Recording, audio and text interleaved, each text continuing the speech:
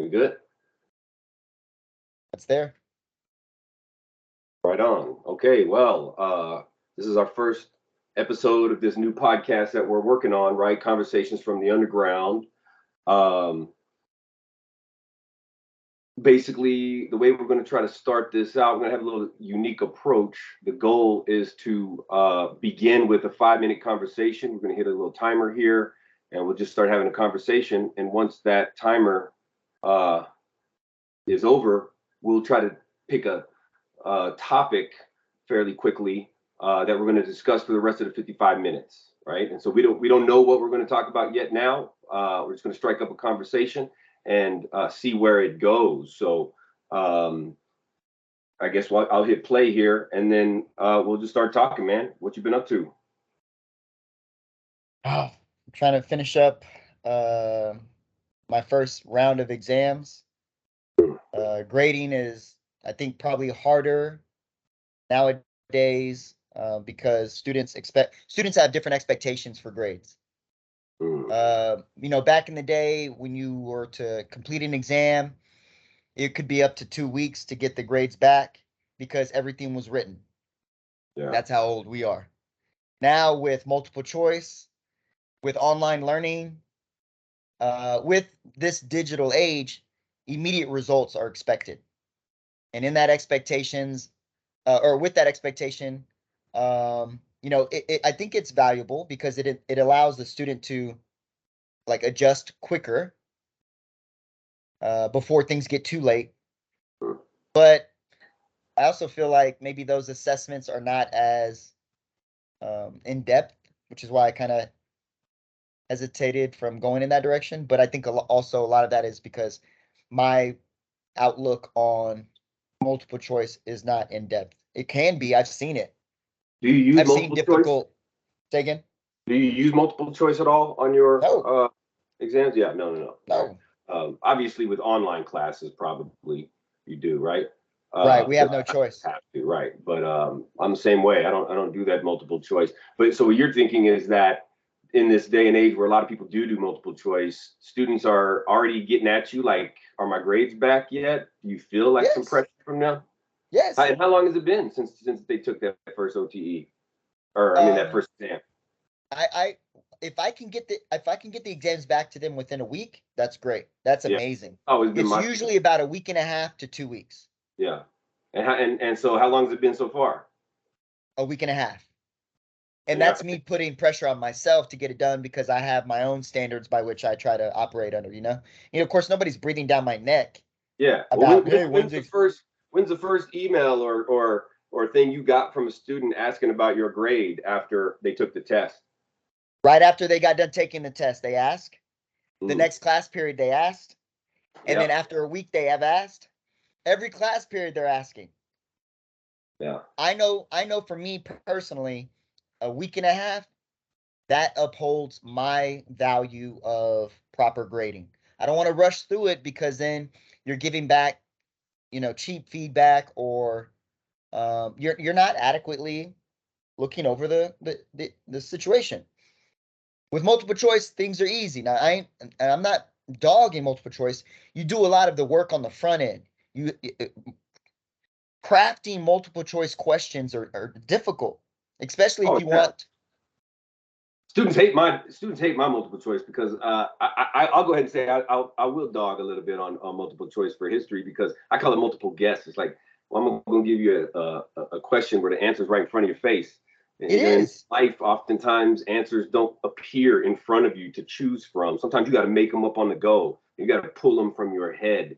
And I've always tried to approach my grading from that perspective of giving students the freedom to pull from their mind to present something on paper to me. And not only that, but when I was young, I used to always mess up multiple choice tests. I remember failing my first lifeguard test. It was like an easy little 30 multiple choice test, but I'd overanalyze it. I'd be like, well, it could be this or it could be that, and I'd talk myself out of the right answer. But if you ask me or you give me the ability to show you how to do CPR, I'll do it. I'll show you. I know this material.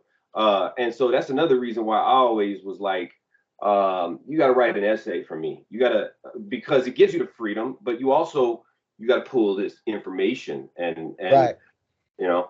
You ever heard, and that you bring up a good point about cats that there are cats that think, and then there are cats that overthink. And then Yeah. sometimes that overthinking puts you in a bad spot when, and especially but only on multiple choice. If you have the ability to overthink an explanation by way of, writing in long form, you'll hit your answer. And for my students, it's like, man, either you know this or you don't. There's no option to guess. Right. There's no accidental guess. Right. I know for a fact where my students are struggling because the test doesn't lie. I know for a fact where my students are succeeding because the test doesn't lie. Yeah. My little boy, he has some challenges learning, and through assessment, the the people giving the assessments, they're saying, well, we did this assessment and he scored this, but then when we did this assessment, he scored that. We're not getting an accurate read on him. And I go, because you're not watching him.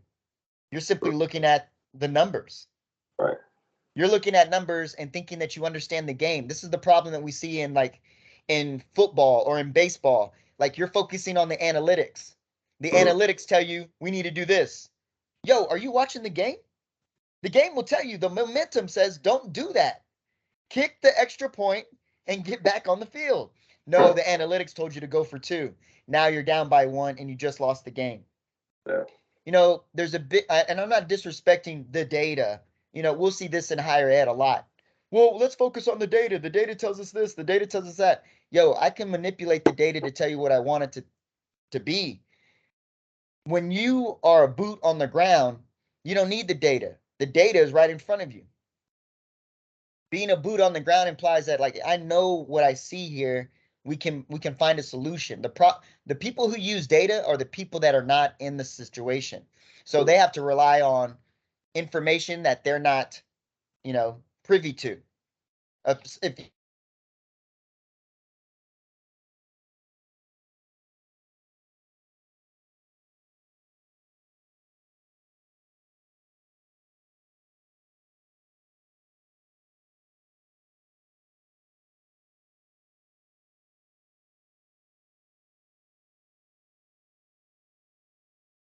what we decide our topic will be based off what we discuss. Who knows where it'll take us, right? 5 minutes, And I also 5 minutes is not long.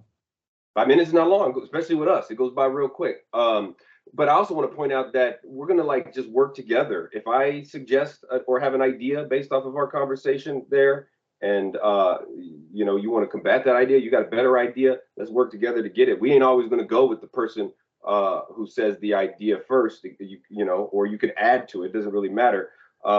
These are conversations that we call From the Underground, which is in association with the Historical Underground, which is our student. It's more than a student club or organization. For me, it's a movement, really, because we started this right when we got hired, right? I mean, we barely even knew each other, and the first thing came off was like looking at that piece of paper. It's like, what is this Lincoln Society bullshit here? We need to change this to a real historical movement club, and give a place for students to energize and find passion in history, right? But we talk about all kinds of things in the underground, and I think that's why I like this kind of format here that we got, because who knows where the conversations are going to take us. For me, in the first 5 minutes, right off top, we're dealing with student expectations. We're dealing with professor expectations, performance, what it means to be a student, what role or position or what is the state of the higher education system right now. I think what we said perhaps gives us a lot of information to dive into this topic here about the state of higher education in a community college more broadly. But you're welcome to narrow it down if you got any other ideas. No, one thing that I want to maybe just touch on briefly, it was from something that you brought up, why we decided to change the name from the Lincoln, what was it, Lincoln Society? Yeah, the Lincoln Society. To the historical underground. Branding is important. Mm. You know, there's a reason why we might refer to something as the Boston Massacre as opposed to the Boston Murder. Right. There's a reason why we may hear something like defund the police and it cause confusion. We hear something like the war on terror. Well, what does terror look like? So who are we conducting this war on? Does it look like the kid from Uvalde? Does it look like the kid from Florida? Does it look like the guy from Las Vegas? Or does it look like the guys from 9/11? I don't know what terror looks like. This is difficult. We don't have a clear message as to what's going on. The Lincoln Society sends a message that it doesn't resonate with me. I don't know what that means. Lincoln, who? The only Lincoln I know, the car and the president. The historical underground doesn't lend itself to something that's clear either, but not for nothing, I don't want to be clear in this regard. I think with the historical underground, the concept is that we would allow ourselves to talk about issues, historical topics, and issues that may not be discussed as much as they probably should. And that if you have an idea that is not mainstream or popular, it could be explored. That doesn't mean that we're accepting it. It means that we're willing to discuss it, debate it, challenge it, recreate it, and then ultimately allow the individual, the members, right, to figure out what they want to do with it. The historical underground has never been about me or you per se. We've always made that very clear. Whatever our students want to do, that's what the club is. Sometimes it's a mouthpiece club with the notes from the underground. You know, our publication that we established, you know, within the first year of the group. Or it could be a group that likes to go to museums. It could be a group that only likes to have discussion or debate. But I think labeling is very important. That if and when you have the opportunity to identify a particular way, it gives power to what the potential of that organization can be. It can also disrupt the potential for an organization when you have labeling that can be misconstrued, like defund the police. Yeah, certainly. Or like critical race theory. Right. Yeah, no doubt. I mean, yeah, that's a good point. You know, all this stuff. I mean, this is a community college, so we're dealing with constant turnover oftentimes, and the club is refashioning in itself almost yearly, if not semesterly, if you will. But there's always been a thread to me that's bound them together, and that thread, I think you touched on it, is this sort of I hate to use, you know, common political correct phrases, but a safe space for maybe unsafe ideas that would be maybe unsafe in other areas. Not the sense that we're promoting hate speech or any of that kind of stuff, but ideas where people sometimes they just come to their mind and they should be able to kind of like explore those ideas. And that's kind of by underground, we kind of mean what does that mean? Undercurrent, underground, from below. Kind of reminds me of guerrilla warfare. Kind of reminds me of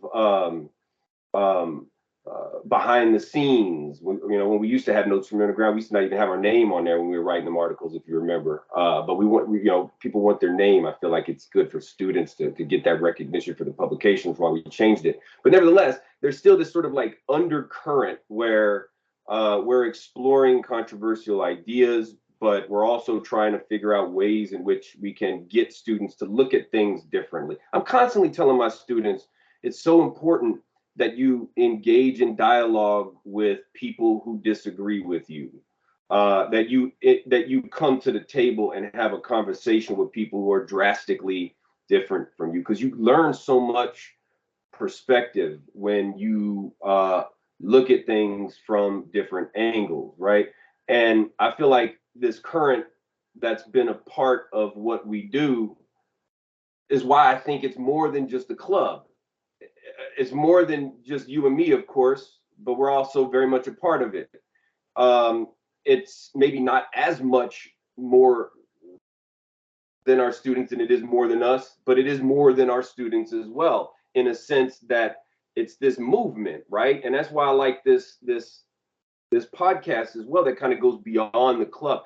You and me, in our interactions and engagements with each other since we've got this job, straight up has been historical underground culture type of feel or vibe to it. When we're at each other's house having conversations, when we're with a student having a meal like we were with Caleb the other day, or wherever we're at, there is this sort of underground kind of vibe, right, that we're trying to get at. We're labeling it some sort of maybe culture, some sort of perspective, some sort of way of looking at the world that is valuable and meaningful. And I think it's also important, something that kind of drives what we do. Maybe this is why we are still here when they're cutting our pay and taking away our offices and doing a lot of these things that allow us to be who we are. And yet we're still here. We're still on the grind because there is this kind of like bottom dollar type of feel to underground. And it's funny how we came up with that. I mean, I don't even really remember. I know it was you, me, and maybe like 4 or 5 students, some of the first students in that little library room that's not even there anymore. I don't think it's been turned into something else. Maybe yeah. over there where James's office is. Mhm. That used to be a little weird room, and it was like just a few of us in there, maybe 5 of us. Right. Remember that? And Yeah. we're over here branding, Right. talking about what it means. What do we want to call ourselves? Yeah, when we were picking the club, it was difficult. I mean, and there's so many subtle like hints. So there's an organization called the Weather Underground. Maybe that's Yeah, not something we want to associate ourselves with because it's seen as a terrorist organization. yeah, But the notion of the historical underground, I mean, obviously we had to have historical involved in the mix, but the notion that we're underground almost implies that not every path has to be the overt path. mm, Like even the manner in which and way you got to being who you are like right now. Yo, that wasn't given. yeah. If you found yourself, if anybody knew who you were at the age of 16, nobody would ever imagine you'd be a PhD holding history professor. Right. That's the truth. And then the manner in which you got there, that ain't traditional. Yeah. It's They go underground. underground. It's Right. underground. And the Yeah. manner in which I got to where I am, it's not traditional. Many would make an argument I probably shouldn't be where I am. Right. But my hustle is my hustle. Everything in life is a hustle. Yeah. And the underground movement, I hope that when people see, or know of your experience or my experience, as we tend to be mentors in the movement, that they recognize that they have their own underground direction. Having that conversation with Caleb last or the other night kind of revealed that. Like, and I hate to say that I was not in tune with it. I was finding out a lot later than maybe I wish I would have been more linked up with. And what I mean by that is like I didn't know he was going through some struggles, Yeah. and then despite those struggles, he still made it. Like Still he made got it. his master's. He's applying to a PhD program. The brother is crazy bright in that field, Yeah. and much respect to him. And then for him to break bread with us for a bit and you know, give respect. Yeah, I sure did. I mean, he credits a lot of his time with us to Yeah. help And that's just get one him to dude. where he is. Right. How many we got? I mean, we're looking at five, I mean, we don't, of course, not even a fraction of our students, of the 200 plus students that we tend to teach every semester show up to the underground, but it'd be nice to kind of like figure out a way in which we could track and travel them, see where they're going, but that wouldn't be very undergroundish now, would it? So, No. so it would be nice, but it's not something we're going to waste our time doing because we do this because we know that we're having an impact and we already know it. And we don't need to be chasing data and chasing numbers for us to know that what we're doing is powerful. And I Well, still talk like to lots of I people, saw this quote from Fidel. Castro. You know, he was like, I started this revolution with 82 men. With 82 men, I started a revolution. But then he goes, if I had to do it all over again, I'd do it again with only 10 or 15 of them, Mm. as long as they were of absolute faith. Meaning Yeah. that, like, yo, if you have 10 dedicated Oh yeah. players, it outweighs 85 nonchalant come and goers. I agree, and And I don't know so, to what extent Castro was aware of this. I do know he read voluminously before he started the revolution for a good while, and I imagine he did pay attention to the Bolshevik Revolution. But that's very Bolshevik. Uh, I mean, you know, Bolshevik means majority party. Bolshevik is big. Menshevik means like minority party. And what's fascinating is that the Bolsheviks were actually the minority.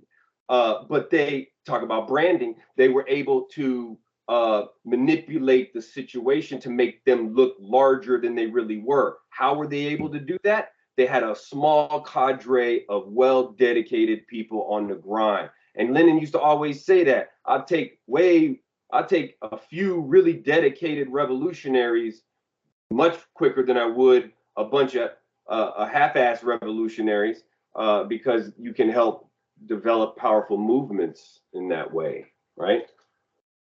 and I've always appreciated, even when we only have just our officers with Yeah. the Oh yeah. historical underground, if we just have our officers, I know that they're down. I know that they're going to set up a schedule. I know that they're going to let the meeting go the way they want it to go. Of course, you know, we nudge them in some areas because everybody needs nudging. Right. You For know? sure. If you don't force somebody to do it, they may on their own accord never do it. Right. Right. I'm one of them. But luckily, I got, you know, cats like you. You're always nudging me, and the nudging, and that was off top. Remember, I'm just a dude who got hired, and then you wanted to revamp the historical underground. I'm sorry, the whatever the It Lincoln is. Yeah. Society, Yeah. and then you asked me to come along, and I'm like, all right, I can do that. And Do that's usually how this game goes. For anybody who doesn't already know, it's Brad doing everything, and then it. he invites me, and so here I am, just Oh coming man. along.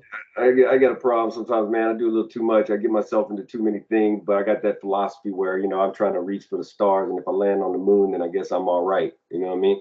Uh, Yeah. and so I tend to put way too much on my plate than I can actually accomplish, which kind of breeds a little too much stress sometimes and gets you overwhelmed in certain times. But I mean, that's just the personality of a person, and I think this goes back to uh, finding environments in which you got compatible personalities that can work together and get change done, right? And so there are a number of reasons why I'm at the community college. But one of the things I used to always say when it was you, me, Joel, and Greg is that I wouldn't leave this job for any really top notch university because of how much I felt for of these compatible personalities working together were able to accomplish. I mean, now Joel's gone, now Greg's gone, now it's just you and me who started this thing, and we rose, and now we're back to just you and me, and the institution, the college, the district is doing a damn good job trying to get rid of people, because Yeah. a lot of these people who showed up with us, they're gone, man, and a lot of them are leaving because they are.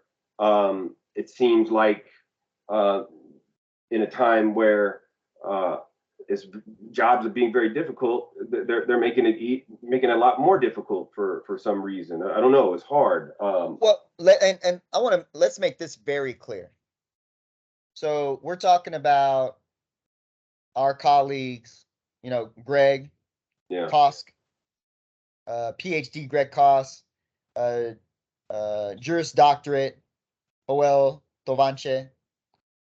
These guys are no slouches. They're brilliant.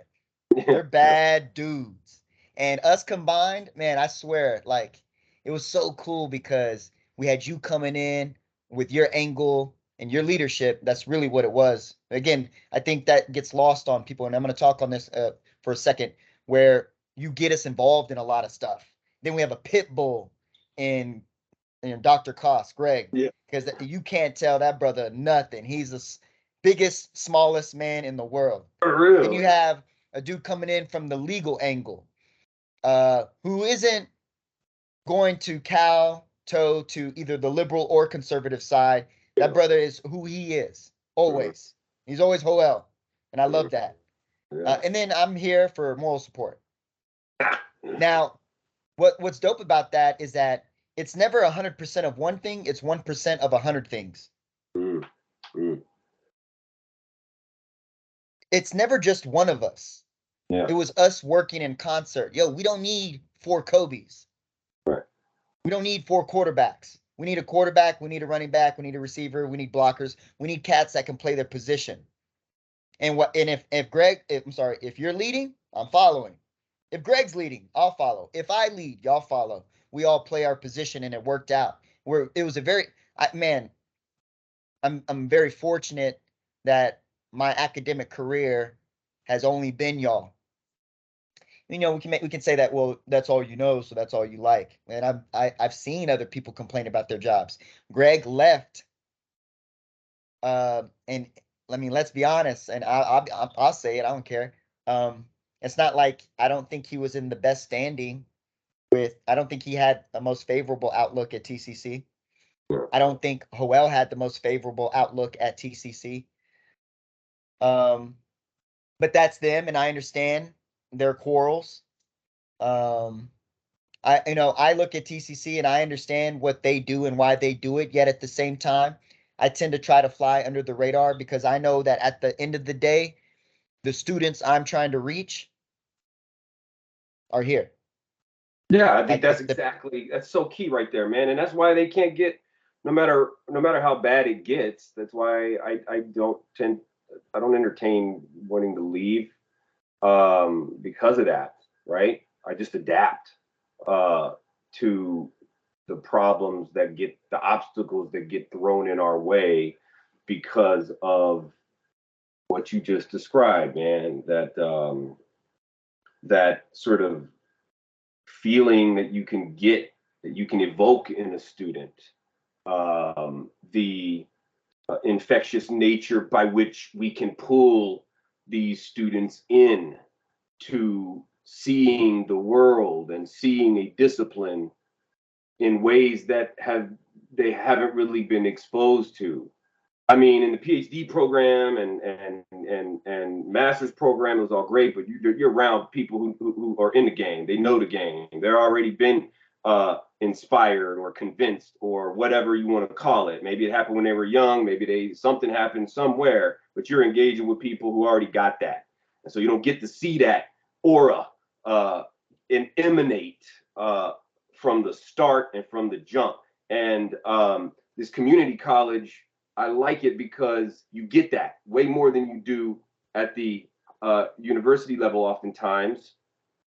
And I would say, you can get some of that. That's one of the reasons why my wife likes teaching 8th grade. But when you go backwards to high school, where you used to be before here, you can still get that with them students. But there's so many other stacked up nonsensical administration nonsense you got to deal with. For sure. Not to mention the 9-to-5 culture where you're just bombarded with so many turnover of classes and all this stuff that you don't even have time to think and really invest the time and knowledge like you do here. And so that's one of the things that makes the community college great. It's like you can take all the good things from the public school system teaching that you like, that attracted you there, that you're inspiring these young cats.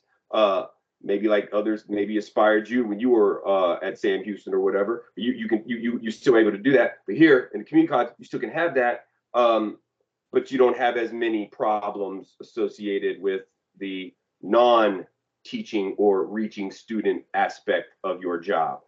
And it feels to me like the TCC district is pulling us more towards some of those problems that got you to leave that setting in the first place. Right. That get my wife coming home every night, stressed out of her mind, not having to stay up till 2 o'clock in the morning just to get everything done that she needs to get done, to go back and get paid way less than we do, even way less than a whole bunch of other people do. And that's that's the thing that bothers me. It's like, it's just sad to see that we have such a good opportunity here with all these students in this diverse area who know very little about history but can be woken up to it, and they're just trying to put these barriers that makes it more difficult to do that. That's the silver lining in all of this is, and it's the TCC students that are ironically, they're underground. Yeah. The students are underground, not TCC. You know, we can talk about TCC later, like as an institution. But like what I'm getting at by saying TCC students are underground, meaning that their path is not given. Right. We get a bunch of cats that are, some of them could be 15, 16 years old because they're in dual credit. Mm-hmm. Others are fresh out of college and they're trying to figure out, how do I afford academia at all. Others might be doing this as a means by which to elevate their current position. Mm-hmm. You know, when we talk about the people that attend a community college, you're looking at anybody from the age of 15 to 65. And a lot of these cats are removed from academia, that have difficulty with academia. And so their path is not given. They are the purest definition of underground. Whereas, as you said, you know, like when you go to graduate level courses or you go to university level, they're already schooled to the game. Right. They get it. And so we get this opportunity to work with these individuals who thankfully are a bit older, and therefore we can have older conversations. And it's daily, yo. I mean, that's like I got a 2 p.m. class on Monday, Wednesday, and I got a wonderful student, Netta, who's older than me, and I got a wonderful student, Kate, who's fresh out of high school, and I got everybody in between, and they're from all walks of life, and I love that, man. I love that because the nature of the way you and I approach telling the story of U.S. American history improves or thrives off that diversity in that classroom, because it provides the room with so many different perspectives and so much different lived experience to come to the table with when we're talking about something like the civil rights movement, or we're talking about something like the progressive era, or conservatism versus progressivism, or whatever we're talking about. It's all these different ideas, and that's another reason why I think it's kind of unfortunate that the higher education system, they don't place too much value on community college. When I was going through my PhD program, not a single person ever told me anything about a community college job. The goal was to go get yourself a tenure track job at a university, and if you didn't, you're a failure. And that's a failure on the higher education graduate teaching community out there in the United States. That's pretty prevalent. I mean, even something like the AHA or the big fancy organizations that have conferences, they don't have conference panels about the value of becoming a community college teacher. And I think they're missing something there. I thought it was changing, because when you and I got here, the average history teacher, I'd say teacher because it wasn't really much of a professor, at the community college was not a scholar really. It was like maybe older people, been around for a while, adjunct gigs here and there, people who had professional jobs, like they were an accountant or something, and then they decided to leave that job and become a history professor or something like that. But there came a time, I think by the late 90s and the early 2000s, where we started to see more people graduating with a PhD in history from Harvard than there were jobs available at universities in the United States in history.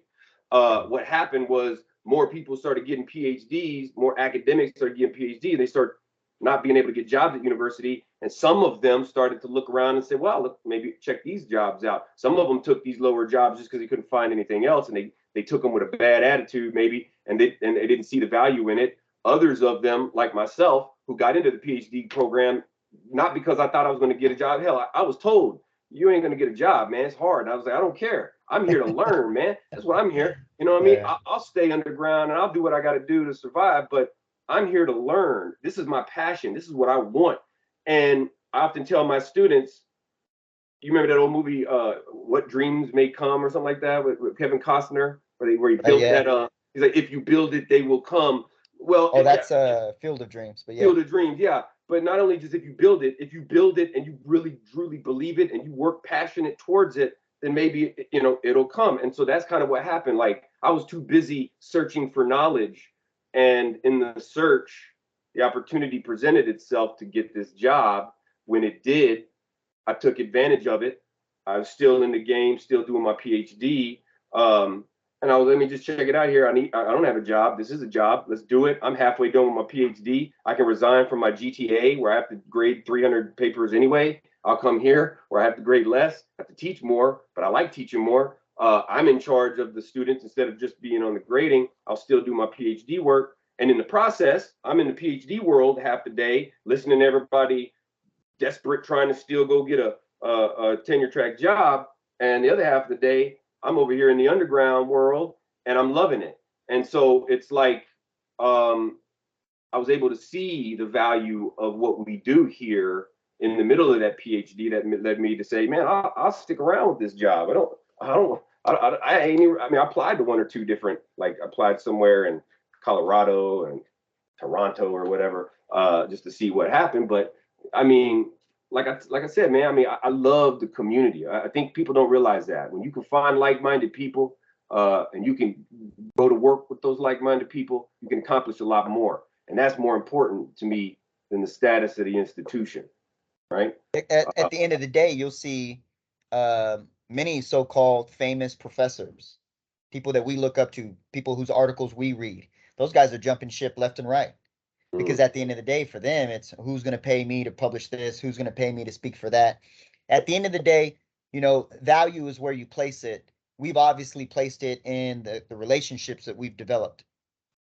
I know a lot of people that go to work at places they don't like to make the money that they don't need to purchase, or to make the money to purchase things they don't need, to impress people they don't know, So at the end of the day, for us, I know that I can touch base with the student in a more intimate fashion than in a 300 student lecture hall where my graduate assistant is probably doing all the face-to-face touching base work.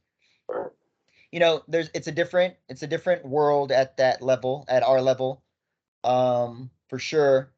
And I think that at times it's not that you and I are doing a disservice. Because you'll hear people say, this is like the 13th grade. This isn't real college. Yeah, yo, they don't say that when they get in my class. It's only like that when you treat it like that. Right. But the problem is you got a lot of cats coming in here treating it like that. Right. Then you have to ask yourself, well, why do they treat it like 13th grade? Because you're not holding them accountable. You're giving them extra chances, extra credit. You're doing this, you're doing that. Oh, you're not grading like you could because the standards are this and that. And a lot of that stems from the pressure from the administration. That's, like the only reason we make the only reason why we lower our rigor is because we can't handle the load at the rate at which they're putting it on us. Right. I could easily just say, you know what, everything's going to be written if I got a cap at 15. But then they can't afford you at a cap at 15 unless they raise the rates on the students. I get all that, and don't get me wrong, we are serving a community that's diverse, meaning that their needs are different. You know what I'm saying? Some of these cats have families. They got kids, they got jobs. They're not your typical university student whose parents probably are saying, you know what, I got you, son. Enjoy, and all you got to do is just take your classes. Our kids our students are fending for themselves almost like every other day to a degree. Some of them are. I don't want to say all of them, but I know some of them are. Yeah. They couldn't make lecture. They had to work. If they don't work, lights ain't on. What you think they're going to study your notes by? You know, like, so, I mean, there are a multitude of variables and complications with our gig, but considering the community we serve, considering the colleagues that I interact with, one or two, yeah, I wouldn't give it up. And And for you know, I what? mean, I should also point out at the end of the day, like you're saying, all these students, all the problems they're having, and all the issues that they have to deal with in their life, and at the end of the day, better writing reflects better thinking. Better For sure. thinking reflects better social interaction and lived experience in society. And so, no matter what they're doing, uh, we're making them better writers, better thinkers, better citizens because of it. And so, which brings me back to maybe a brief discussion that we had early on before we shifted the conversation in other directions.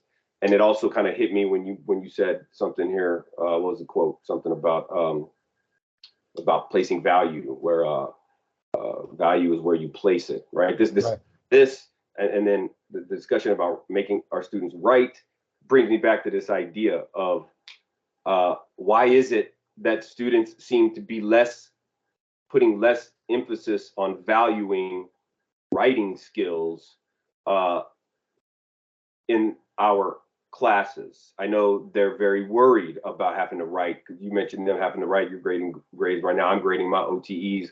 I call them that, opportunities to excel, because I tell them it's your chance to demonstrate to me how well you've mastered a particular section of this course, right? So I'm not interested in you regurgitating knowledge or regurgitating facts, because history is a lot more than facts, despite what maybe some of our administrations would like to make people believe.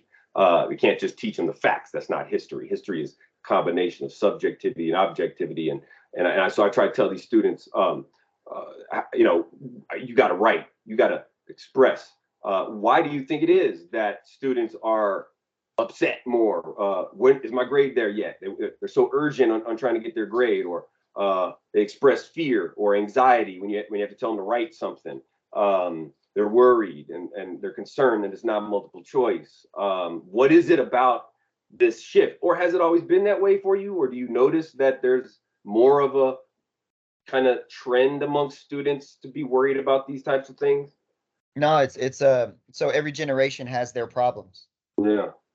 You know, I know how easy it is to look back and say, man, these cats are weak. Man, this generation is soft. Every Mm-hmm. generation prior will say that of the Yeah. upcoming generation, Right. because they didn't have to go through your struggles. But by and large, that's why you went through the struggle. Well, it wouldn't make any sense for me to go through the same struggle that you went through. There's Mm-hmm. no evolution in that. There's no Right. elevation in that. Right. You know, if I look at my kids, if I look at my kids struggle and I say, "Oh my God, you're dealing with the same struggles that I had growing up. The lights are off, the water's not on." If you're dealing with that, then I haven't elevated us to a Yeah. situation where you could have new struggles. Right. Right. So with these students, their anxiety from communicating in Mm, this form is because they have no practice in it. right. They have no regimented practice in it. Now they can communicate with ease. They're using technology to communicate differently, more efficiently. I'm not saying that this is right or wrong. I'm just saying it's different. And they're growing up in that world where writing is not as valuable as it once seemed to be, because we can see that others can amass revenue in multiple in multiple platforms and multiple arenas require writing, no writing at all. Right. So the ability to express yourself, why do I need to express myself if I can send you a meme? If Right. I send you a meme that somebody else also created that meme, but if I sent it to you, did I communicate anything? No. But do you know where I'm coming from? Yes. Mm-hmm. So it's we're finding ways to communicate without communicating. I can send you an emoji. So, you know, it used to be back in the day, if I wanted to have a conversation with you, I'd have to pick up the phone. Right. But then that would require you hearing my voice, you hearing the tone and tenor of what I'm getting at. And there's value in that. You hear my voice, you know where I'm coming from when I say certain things. But if Mm-hmm. I send it over text, there's, a lot can be lost in translation. And for some Sure. people, they don't want to be understood all the way. That's a great point right there. I feel like that's a very what do you call this next generation? Not millennials or Gen Z Gen or Z, Gen Z, if you like to start over the alphabet next or something yeah, next go round. No, but double A. yeah, that's a very Gen Z thing. Is that um, It's not maybe I don't. wrong. Maybe I don't. Yeah, exactly. I mean, it's just an observation. I think the meme sort of thing fits that very well. This idea of maybe I don't want to be understood. It's weird. My son hit me the other day, man. He's like, "Look at his dad. He got a tattoo for $10 of a little stupid looking paper airplane Mhm, with dots. mhm.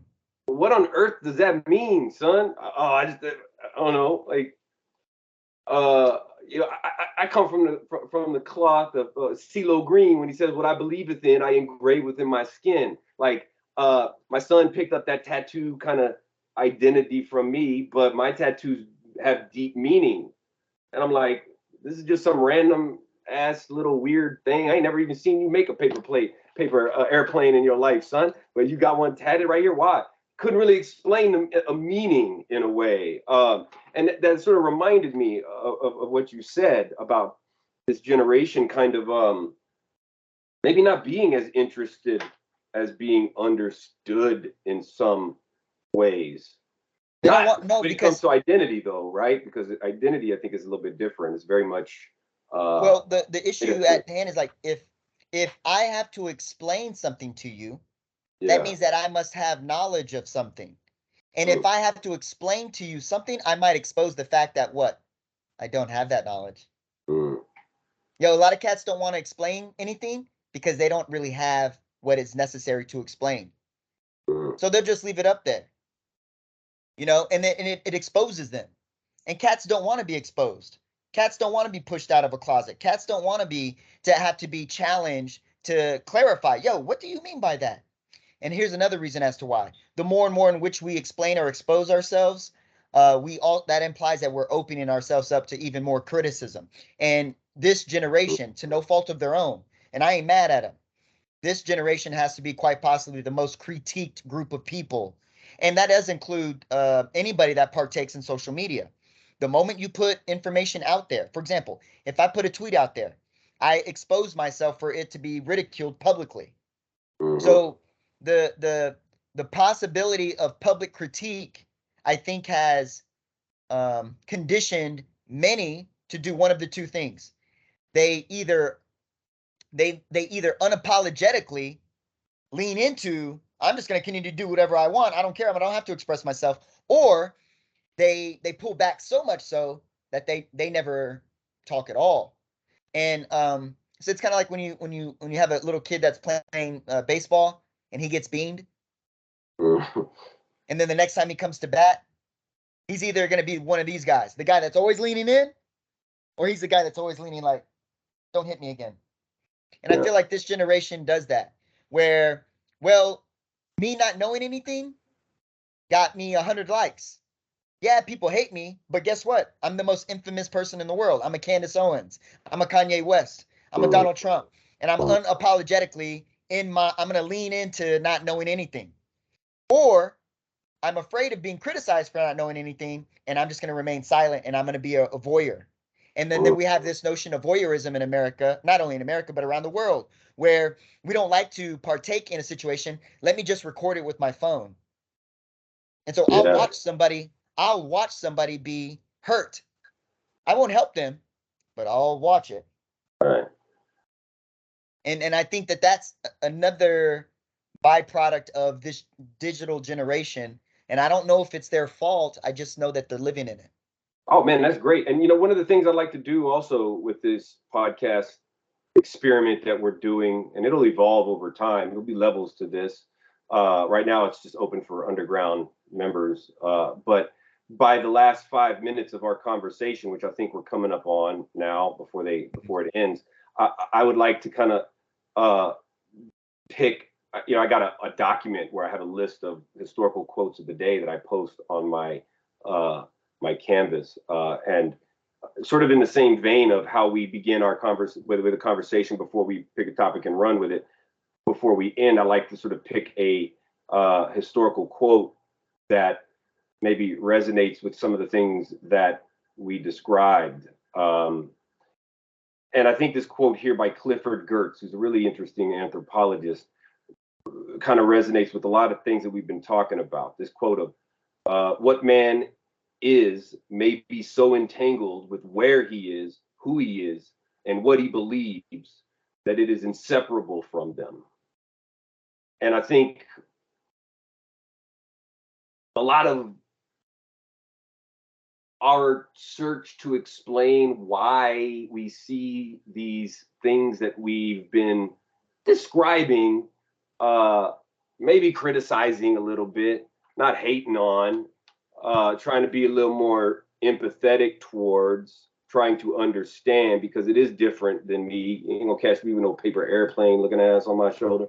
But this idea of these generations, these generation gaps, or whatever they're called, they don't just come out of nowhere, man. They're deeply entangled with the world that they've been born into. And I always tell my students that culture is sort of like this web of significance that man has spun out of the collective memory of the storehouse that they tap into that came before them, combined with their lived experiences that they interpret in the world to add to that storehouse.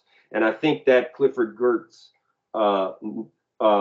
quote really hits home with that process, right? And what we have to understand is that humanity is a byproduct of the way in which it interacts and evolves with its environment. And it's a false dichotomy to try to say man is nature or nurture. Right? We always hear people say, is it nature or nurture? Is it genetics or your environment? I think this is a false dichotomy because it's really a symbiotic combination of both that can't really be separated from each other. And if we approach it from that dimension, then I think we can come to a healthier understanding of why this next generation is the way they are, and be able to pull them maybe into some valuable stuff that came from the generations before them. Because that's really one of the keys of the underground, is to get you out of your default setting, out of your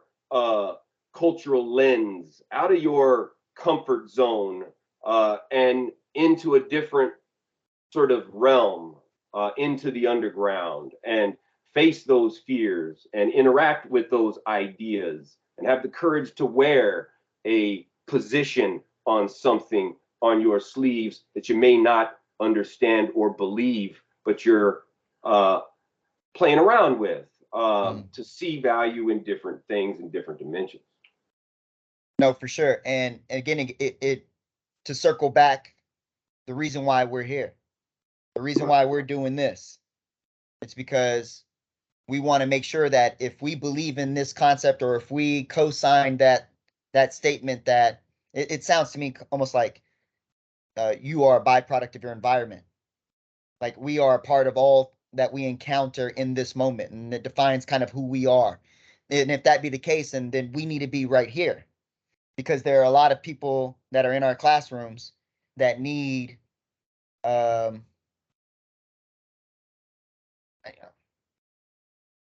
they need that voice. Yeah. They need something, yeah, that might be a bit different. They need perspective. Right. Or I hope that we are providing that perspective. I think we are. Yeah. And I think that's the value of it.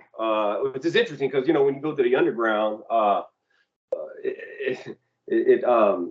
these conversations be going crazy sometimes, and they go wild sometimes, and we're oftentimes throwing these ideas out. We're oftentimes telling our students, you don't really know if what we're saying is something that we're have a strong conviction of, or you don't know if we're just spitting game to you to kind of get you to think right, or to think about things differently, to think differently,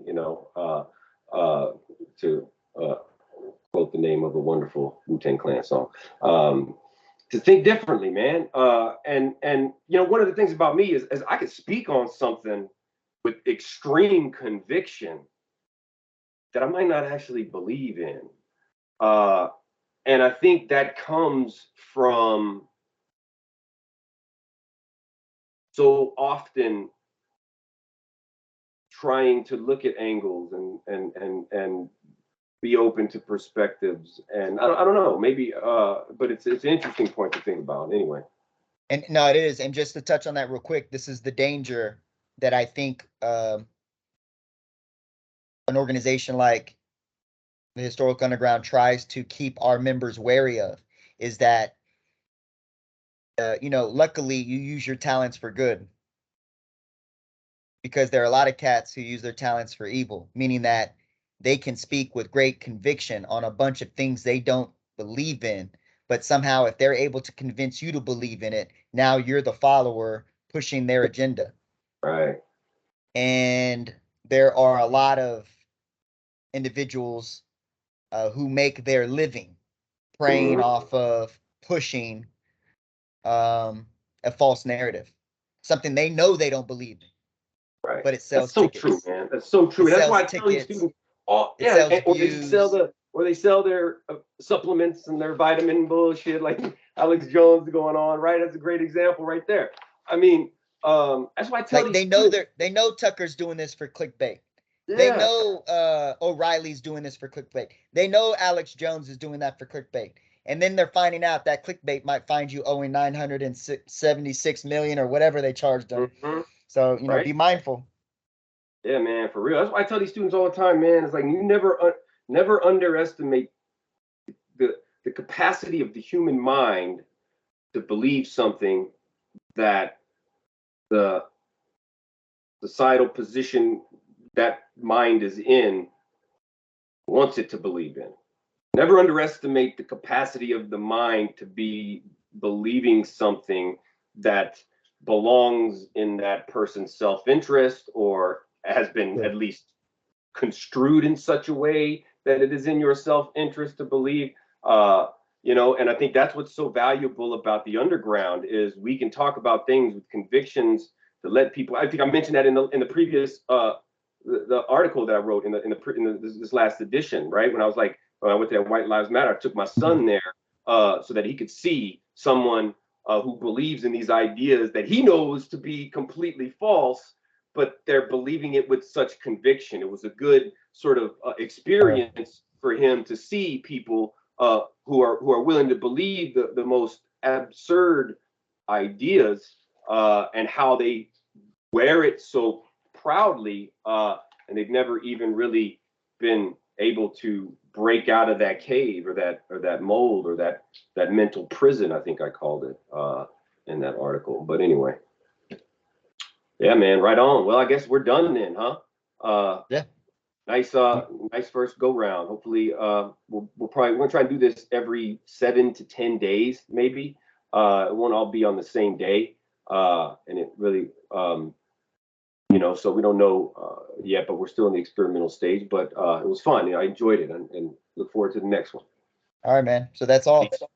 Be easy, man. Peace.